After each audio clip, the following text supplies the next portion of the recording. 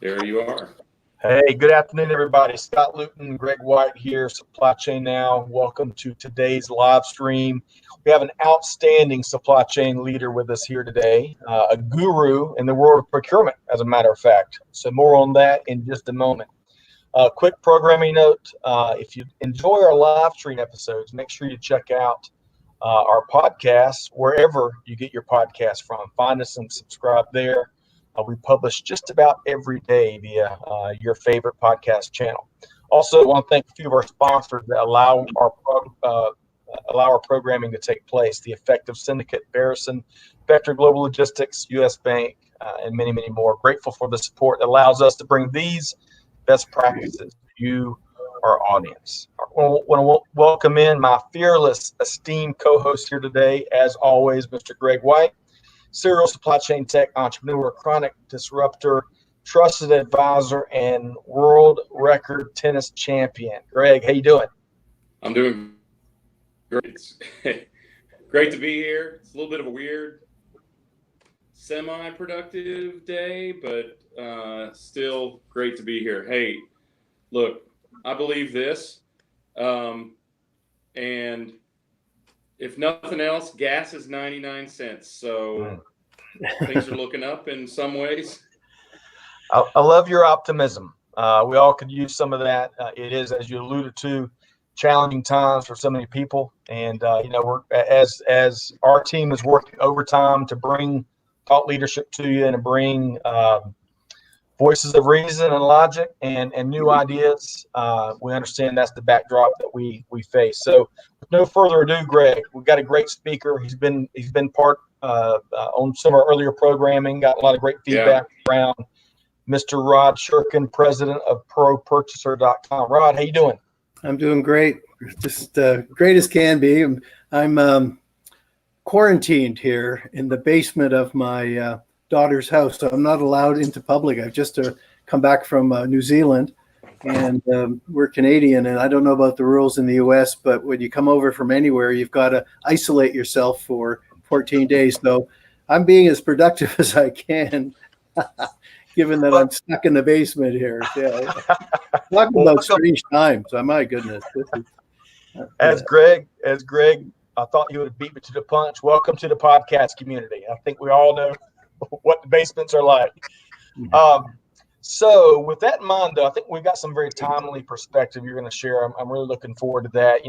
We have been fortunate to feature you and your thought leadership on 3 or 4 earlier podcasts. And it's great to have you as part of our live stream for the first time so folks can see who Rod Sherkin is. So thanks for joining us, quarantine or not. So, Greg, let's dive into Rod's story a little bit. Yeah. So some of our audience have gotten to know you a bit, and we've seen you around some, but I haven't gotten to hear the whole story. So I'd love to hear a little bit about where you're from, and a bit about your background and professional journey. Well, I'll give you the 2-minute version. Originally, I'm an engineer. That's how I was trained, and went to the University of Toronto. Did that for a couple of years and didn't like it very much. Went into consulting, got a job with a consulting firm, and kind of by accident got into supply chain. Those were some of the assignments I was given. And after a while, was hired by one of the clients, Green Giant, Pillsbury Green Giant, and was hired in as director of supply chain and worked my way up to VP, and really enjoyed that to the point where did that for about 7 or 8 years, and then I went to work for Ball Packaging after Pillsbury Green Giant. Did the same thing, was in charge of supply chain, and I guess within the supply chain there are many aspects, as we all know, but I really enjoyed the purchasing part, the negotiating with suppliers part. Right. I feel that was challenging, but also if you did it right, you wound up with strategic relationships, and also kind of became low-cost producer because your supply chain was not only low cost but also very efficient because you had suppliers who you could cooperate with. So did that for about 15 years, and Then the internet came along in the late 90s and decided to see if because one of the big problems always was understanding what the market was doing, understanding your suppliers' costs. And, in those days you could subscribe to magazines, and they were often a month or two. They were physical magazines, came in at the end of the month. And you could kind of stay on top of your suppliers' costs, but it was a little murky to say the least. But with with the power of the internet, graphical images, instant information, much less expensive than subscribing to $1,000 trade journal.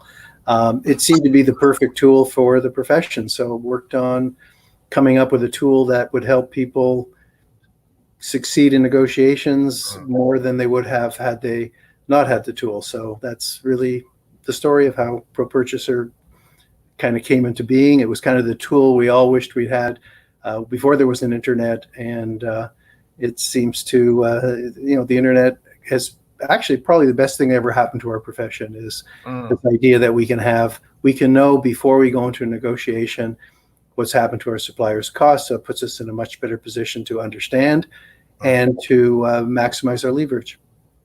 So, Rod, I want to give a quick shout out to a couple of folks that have joined us. Zashan, appreciate you coming back to us. He's tuned in via the LinkedIn Live platform. Larry, Rod, this is interesting. Larry says Rod is the best. Opinion may be biased, coming from a Torontoian. I'm not Torontonian, right. Basically, yes, he is from Toronto. And literally, I can't speak Canadian. So, hello, Larry. How do you say Atlantean? Is it Atlantean? Sounds good to me. I'm giving up pronouncing any more difficult words today. All right. So kidding aside, and to our audience, again, tone is important. It's a tough time for so many. We want to kind of lighten things up and still share thought leadership that pushes the profession forward. So bear with us as we have a good, neat start to the conversation here. We're going to dive into some key learnings here momentarily. So, Rod, one of the things that we got a lot of feedback around that we did on some earlier podcasts is we did, had a little fun with this lightning round, right? Where I pick 2 or 3 questions and we get Rod's sometimes surprising answers. It's so important to humanize these conversations, right? So we've had a lot of good feedback. So I want to pose. Are you ready for the lightning round, Rod? Sure. Okay. We got a couple of good ones. So first up, in today's environment, business environment, getting timely information you can take to the bank. It's going to be accurate. It's going to be rooted in expertise. It's arguable that it's never been this important. So what's a go-to resource for you that you look for, you get your information from? Google Alerts. I find that if putting keywords in, and let's say I'm buying products made from steel or from plastic resins, it really doesn't matter much. Put the keywords into Google Alerts. I find it's a great resource. Get up every morning, check it out. Oh my goodness, natural gas is down to $1.60. That means polyethylene's down. And if I happen to buy injection molded plastic parts, that's my cue to check into it further, maybe even give my supplier a call and say, hey, that's kind of bad news and good news. The good news is that your cost should be down. The bad news is, I guess, that the resin suppliers are in trouble. But that kind of, I find Google Alerts is an excellent resource for almost anything you buy. Yeah. Perfect. And Greg, I'm gonna throw you a curveball, and I'm gonna ask. You're going through the lightning round too. So what's really quick? What's one go-to resource for information for you? Well, I have to admit, worldometer.info is one I've gone to. That's mostly around the coronavirus itself.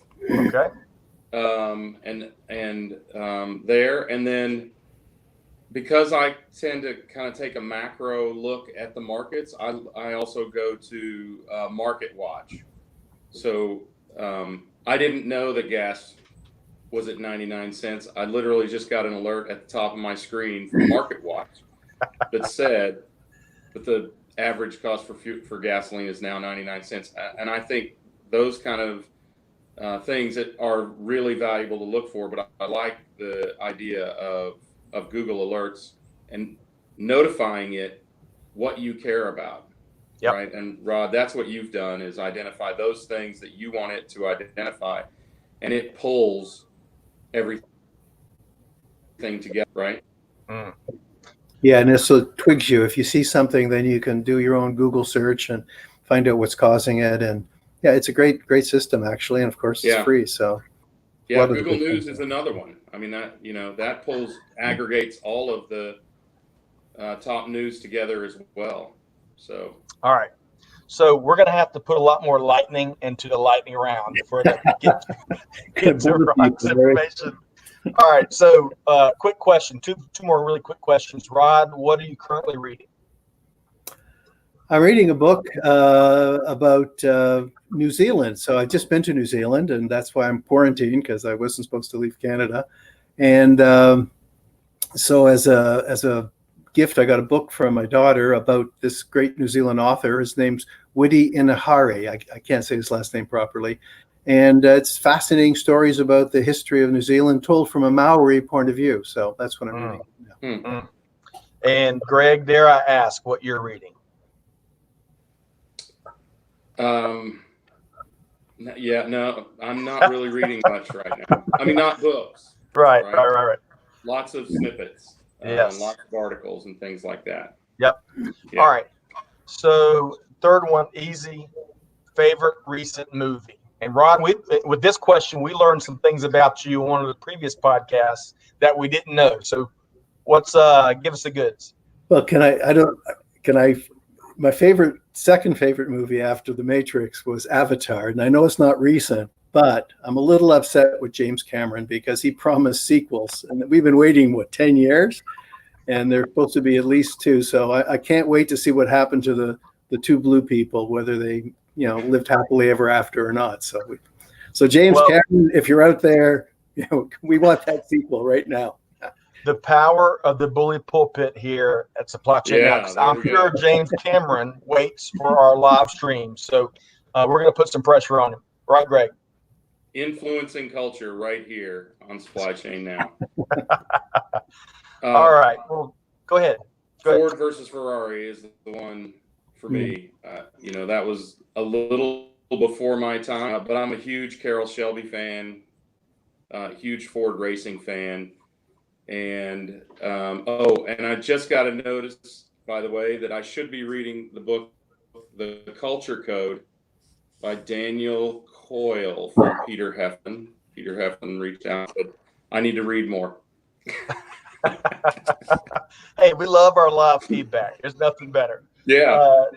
So, big as we wrap up the lightning round, thanks for y'all's playing right along. I want to say hello to Muhammad and Magdalena, and let's see here. We have Dr. Jelani that's tuning in from Nairobi, Kenya. So that's great to see. Hopefully, everyone is taking care with everything that's going on in the current landscape. Okay, so let's shift gears. Rod, really the center plate item that we really want to pick your brain about today, given the backdrop, is this notion of keep calm and carry on. One thing about supply chain, the good folks around the world that are making supply chain happen, despite what they're up against, they got to keep moving it. They got to keep making it. They got to keep sourcing it and distributing it. And they're on the front line, helping the world navigate through this pandemic that we're facing. So I know you're going to speak to a couple of things, and the first thing we'll get you to weigh in on, as we were doing our pre-show conversation, is we were talking about the notion of zombies in supply chain. So speak more to that, Rod. Well, the closest is, there's nothing that quite equals what we're going through now, of course. But back about 15 years ago, when I was working for, maybe 20 years ago now, when I was working for bulk packaging, we were working for the Canadian division. Without going into a lot of detail, we actually went bankrupt. One day, the CEO called us into his office and said it was a Thursday. He said, on Tuesday's your last paycheck. We don't have any cash after that. And, not only were we surprised, we were shocked, actually. Word spread throughout the company very quickly. There were about 70 people in head office. And it was interesting to watch the reaction. But 10% of the people, were positive, said, oh, we'll figure out a way through this. About 10% of the people never came to work. They were just devastated. And the middle bit, I call them the zombies. They just came to work, stared at their desk, and just worried. And I guess that's natural. It wasn't a criticism, but when you're faced with the total unknown and the possibility that things will never be the same again, it's just human nature that you worry about it. In the end, things worked out.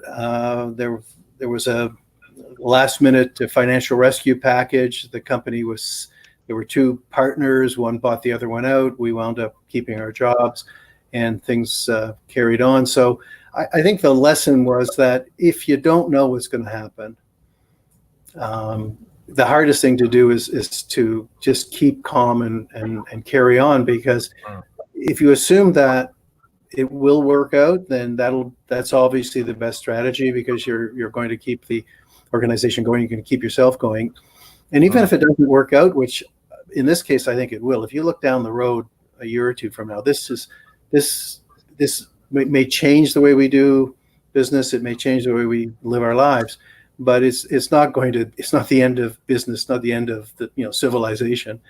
We will get through it, but even if we go through some hard times, the strategy of keeping calm and carrying on works no matter what. It works if it does work out, and it even works if it doesn't, because there's no downside to doing that. And in most cases, think about World War II, when England was in terrible shape. They didn't have the Allies hadn't kicked in yet. Hitler had taken over Europe, and he was bombing London. That was kind of his saying as well. Keep calm and carry on. And we hear the Queen of England saying it.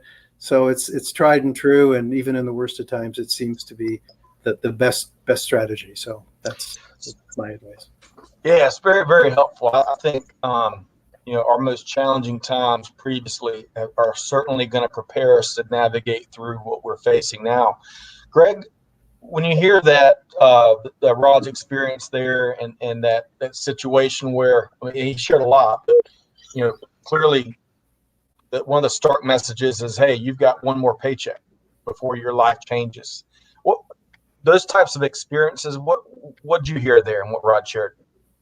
I think the uniqueness that we've got today is that we've got an entire generation that has never experienced the slightest difficulty in any measure, and they just don't know what to expect. And you can see it in the reactions, in the adoption of kind of a hysterical scenario. And I think that what they need is the encouragement that there are many of us who have been through this before, and that as Rod said, there is no harm in being confident. There is no harm in being hopeful, right? And there's only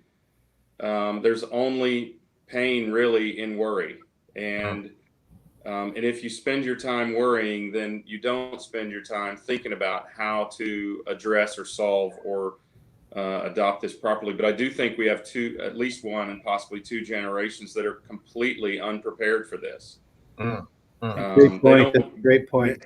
They don't even remember 9/11, most of them, right? I mean, so that is as near any kind of adversity that they've had. So we have to recognize, and we have to encourage, and we have to educate those generations that many people have come through much worse things. And frankly, the economic impact of this is our own doing, and it is intended to be very short-lived, so that both the economic and the health effect of this is much more short-lived. So yeah, a lot of what you shared, especially going back to generational observations you were making, Greg and Rod, I want to get you to weigh in here. No one is picking on any generation. What I heard Greg doing is I wasn't picking on anyone at all, by the way. Yeah, clear. I know. To be clear. I think what I heard you is empathize with different generations and putting ourselves in their shoes and kind of trying to get a sense of the lens they're looking at these challenges through. I think it's really important. I think empathy is such a huge, effective leadership trait. Yeah. Well, I'm practicing it every day because I've got a house full of millennials and Gen Zers that we're all quarantined together. So I'm experiencing it every day. There's not a tremendous amount of expertise there other than management leadership. But it is something that I think we have to recognize. As Rod was talking, I was thinking about the fact that my grandparents and great grandparents went through tremendous catastrophes, right? And they came through it, providing me with the viewpoint that everything does work out for the best, even if there is short-term tragedy and issues. Everything does work out for the best, and you just have to believe that. Yeah, getting through depression, for example. Yeah, that was my grandparents, right? Imagine 50% unemployment, no chance of a job, way worse than today, and we got through it. So it will work out. I don't think there's any doubt we'll get through it. Yeah. So one other question related to that first experience you shared, Rod, that I think is really important and relevant today. In any organization, maybe in any family, any team, you've got folks that are, maybe more prone to panic, maybe more prone to kind of move into that zombie mode. What I heard you share a minute ago, as well as some of the pre-show conversations, is it seemed like you had a core team that was able to insulate themselves from what was going on around them to still get things done. As the leader of that core team, is there anything that sticks out in terms of how you can maintain that that esprit de corps with that team that was a little less zombie-ish? I think it's I don't think we actually carved out the 10%. I think whenever things change, whenever there's drastic change, change management, for example, you're working in a company, all of a sudden they bring the consultants in and everything's going to change. It seems that it's a phenomenon in our group behavior that there's always a group, some people call them early adopters or optimists, whatever, who will kind of, almost embrace the change, embrace the new things. And in this case, it's embracing being optimistic and carrying on. And there's always another group who just resist it. They don't want to change. And those were the kind of ones that didn't come to work. And then there's the group in the middle. It could be 80% or 60%, and they're just kind of hanging on, hoping for the best. But they can't get their head out of the personal worry, or they're worried about their family, or they're worried about their friends. And it's not a bad thing. I think it's just how we're made up. And so leadership is basically that 10% who kind of drag those 60 or 80% along, saying, "Hey guys, it's going to work out." And just it's being repetitive and leading by example, and reminding them of as Greg just said, things have been a lot worse many times in the past, and interestingly, we've gotten through it all. There's that old adage, I don't know, we've all heard it, is that what doesn't kill you makes you stronger, and we'll be a better society. We'll have figured out how to handle this much better next time. Maybe there'll be research on viral vaccines in advance of pandemics and things. So I wouldn't be surprised if we look back at 2020 and say it was a pivot point, that we've figured out how to kind of make sure this doesn't happen again. Okay, so now what we want to do, we kind of want to, we spoke to some of the things folks need to know in this current environment, right? Some of the leadership traits, some of the experiences, some of the stealing that's taken place to get us prepared to work our way through what we're facing. Let's now, on the second segment, Rod, I want you to kind of put our normalcy hats on. No telling when exactly that we're going to start taking steps to get back to normal. Hopefully, 2, 3, 4 months, 6 months away. But let's talk about some team building techniques that our listeners can employ to reduce costs, especially costs related to travel once we're up in the air and in vehicles and out and about, much more. Yeah, so keep calm, carry on, and imagine the future where we're back traveling. There's a whole class of supply chain professionals. We're always trying to add value by working closer with suppliers, trying to get better value for the money we spend. There's an area that I found was often unexploited, which was making better use of what we buy. And a good example would be, let's just use car rentals. Perhaps your company spends, $100,000 a year on car rentals. People travel. So how do you get people to be prudent with the money? If we were traveling personally, we would probably get a smaller car, maybe because it's coming out of our own pocket. But sometimes when we're traveling for the company, we think, well, I'm kind of traveling and I really don't want to be here. Most people want to be home. And maybe people aren't quite as prudent about it. And I'm not saying that, again, it's not a criticism. It's just human nature, away from home. Same thing with hotel accommodations. Do you stay at a $100 motel, or do you stay at a $150 hotel? And again, if you think about your personal habits, you might be more prone to stay at the $100 motel or the $80 motel. And travel's the same way. Many of us, for personal travel, we'll do all kinds of research and maybe stay over on a Saturday night, or maybe take a two-legged trip somewhere rather than a single-legged. But when we travel for the company, we think, I really don't want to be doing this. It's not convenient for me to leave before Sunday night, so I'm not going to leave on a Saturday to get a better rate. And none of that's bad. So how do you change people's behavior so that they consume travel or hotel rooms or cars in a more prudent way? And you got to be a little bit careful, because you can't come down and say, thou shalt not spend $150 hotel, because lots of times let's say you're in sales and you're about to meet a client or a prospective client, and you've got to be in a nice hotel to meet them, and you might have dinner at the hotel. So lots of times there's valid reasons for spending more money, getting a better car, traveling overnight, maybe paying even sometimes upgrading your ticket to get somewhere quickly because you've got to make a meeting. So how do you allow for people to spend imprudently or more than they should when needed for good, legitimate business reasons, and yet keep the cost down when they have some discretion? And we found a way to do that. I remember at Pillsbury, when I worked there, we had to reduce the SG&A. There was a edict came in, we have to reduce price. It was either reduce the overheads or lay off a few people. And so one area we looked at was travel. We spent about $1.5 million a year on it. And we did a simple thing, and it worked really well. And it was kind of, some people call it peer pressure, some people call it goal setting. But what we did is we went to the travel agent that we used, and we said, look, we'd like you to give us a report once a month that shows travel by corridor. So if you look, most companies will go, say, from their head office to Chicago or head office out west, or between two plants. So there's usually 4 or 5 travel corridors that account for 70 or 80% of the expense.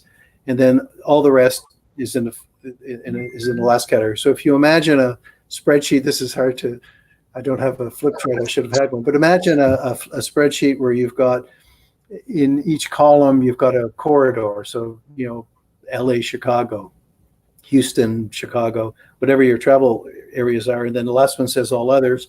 And then each row is a department. One would be, sales, one would be marketing, one would be operations, et cetera. And all you do is you track the number of trips. So let's say the sales department did 10 trips from, LA to Chicago, and the average price per trip.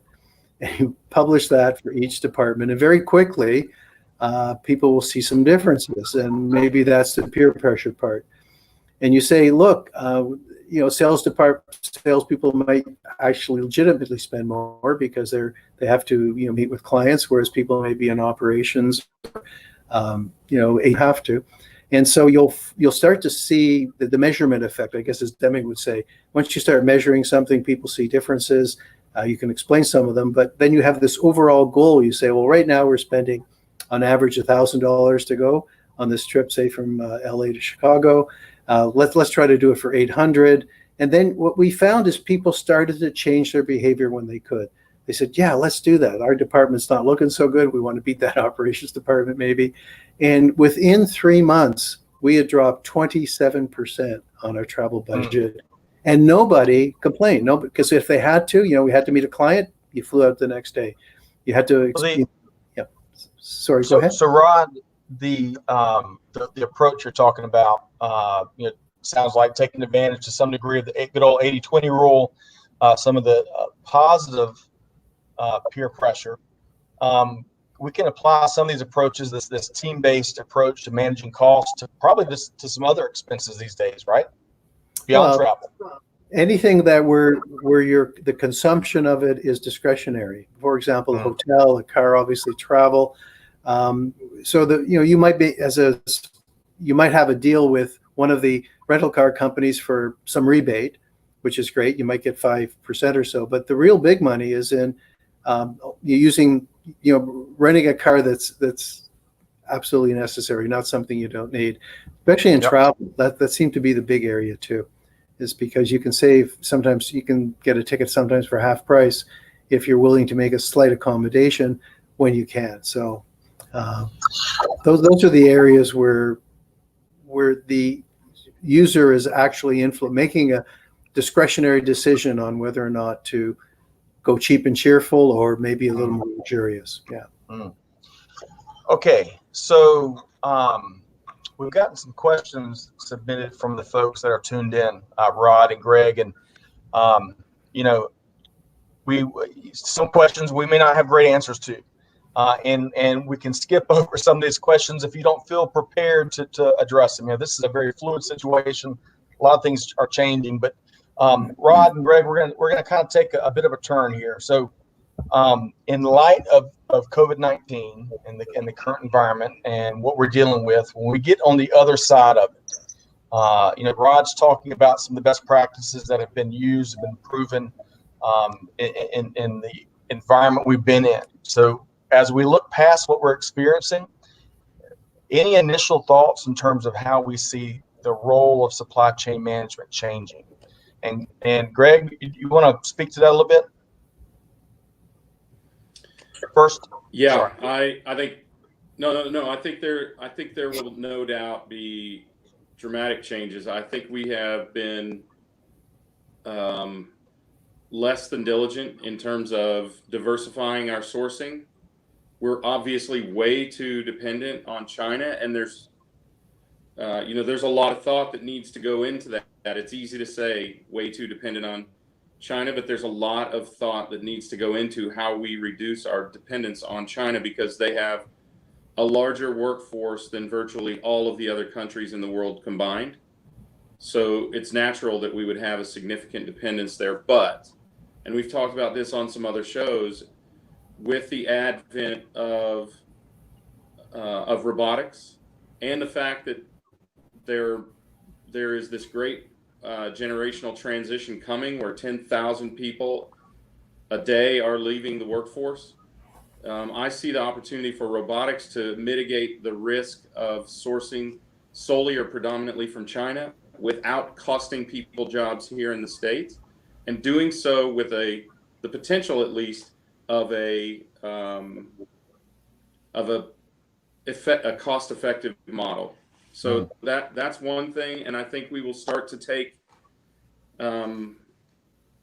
risk management much more seriously, no doubt. Definitely, yeah. That last thing you spoke about, the world of risk management, that's been gaining ground, gaining traction, gaining a resurgence. It seems like for 6 or 7 years. I think what we're seeing now is going to double down on that tidal wave of importance that has been placed, and more so on risk management, supply chain risk management, you name it.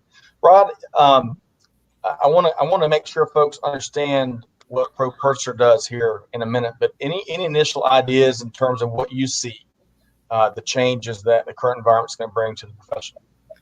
Yeah, I think we might not go after the lowest cost all the time. It's hard to sometimes, there's so much pressure on companies to show quarterly profits and continuous improvement.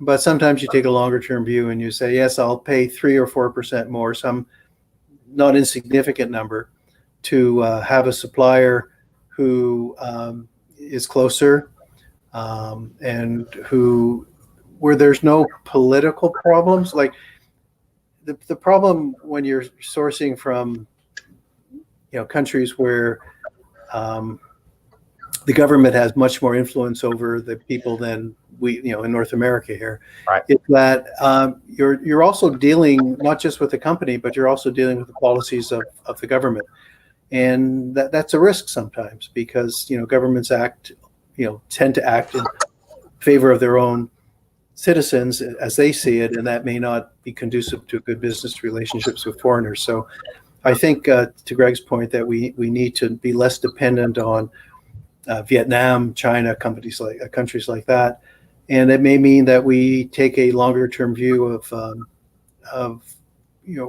where we want to be, not 3 months from now, but maybe 3 years from now.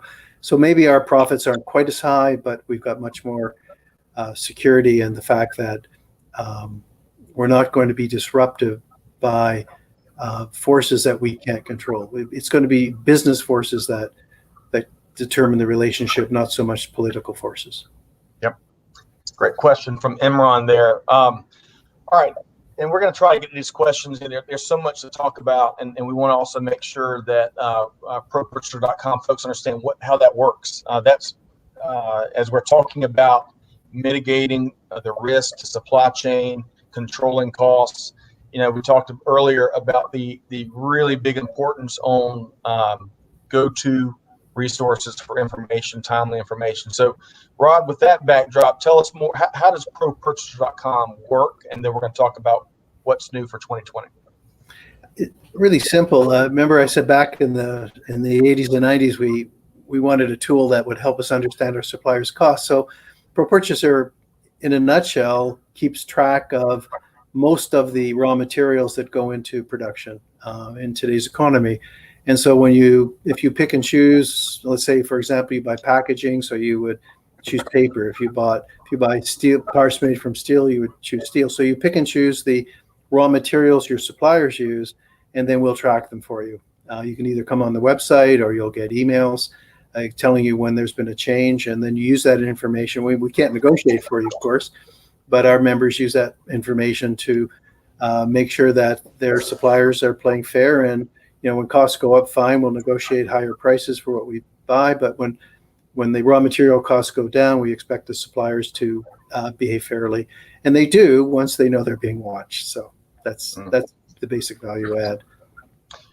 All right, so big news for 2020 for ProPurchaser.com. Tell us about what's new in your world.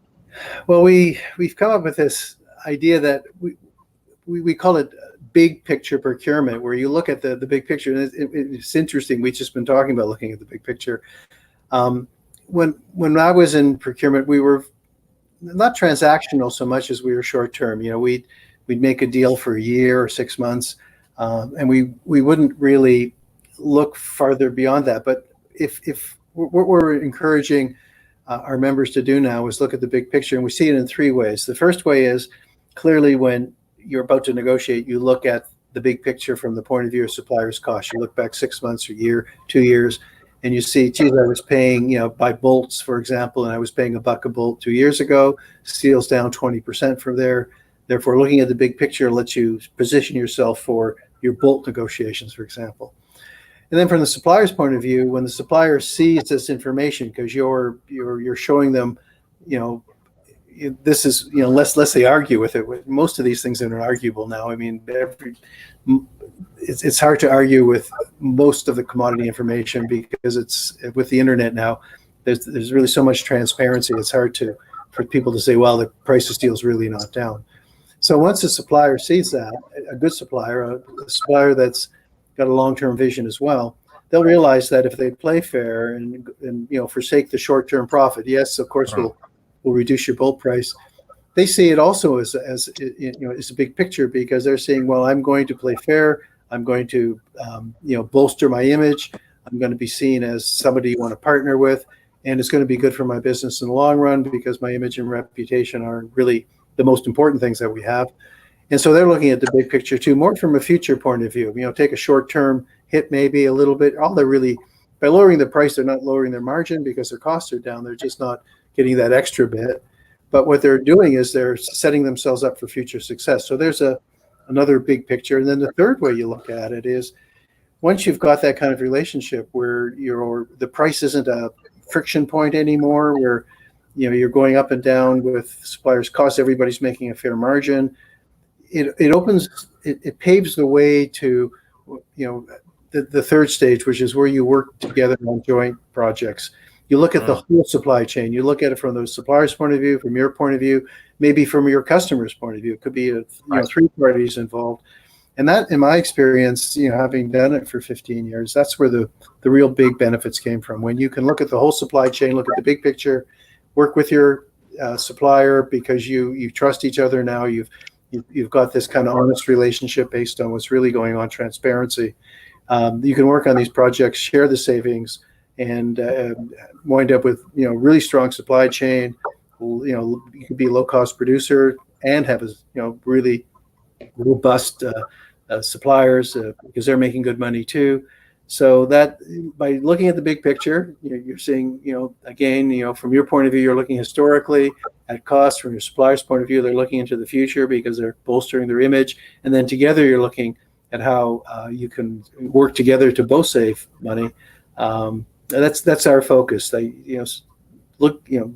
Asking our members or encouraging our members to not be transactional, not just try to negotiate one deal at a time, but understand how your suppliers make a profit and work together so that everybody's better off because you've actually taken waste out of the system. You're actually making it more efficient. All right, so we're going to touch on a webinar you've got coming up on the 16th, and I want to mention to Justin and to Joseph, I think those are the other two questions that we're not going to get to today. Greg, we've got an event coming up Wednesday that I think we can incorporate those questions into. There's so much to tackle, but so thank you for the questions. And Claudia, going back to your comment, and Rod, you touched on this.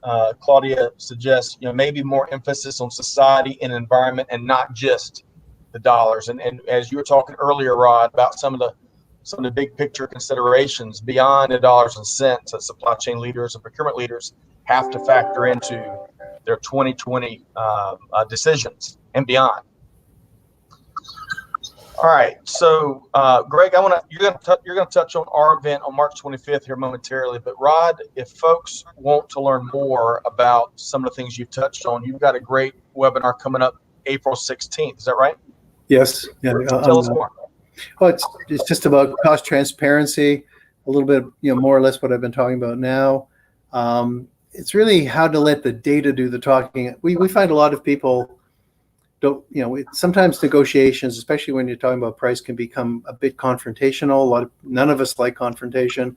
And so by using cost transparency, by showing suppliers what, you kind of know what's happened to their costs, by explaining to them that, expect them to play fairly what you do, you wind up with taking a lot of that confrontation out and letting the data do the talking. So it's all about how to create cost transparency, how to let the data do the talking, kind of achieve your negotiating goals without the stress of confrontation. That's what this webinar is about. Love it. I'll tell you what, Rod, we will join your session on April 16th if you will join ours on March 25th, our stand up and sound off.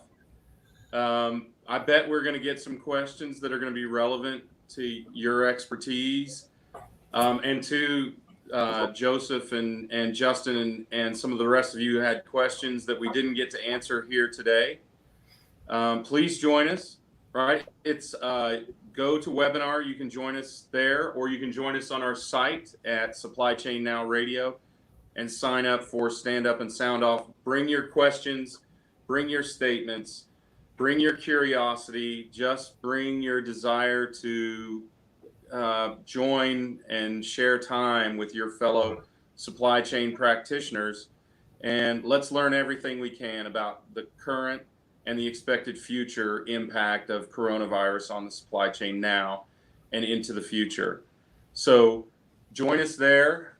We'll post a link, and here we can post a link here later, right? We can post a link here, and we'll keep communicating with folks on LinkedIn and some of our other social platforms, so you know where to go to see this. But we've had a pretty big uptick in registrations just in the last couple days. Sure. So it's clear that you're all tired of talking to your family. So talk to us and listen to us.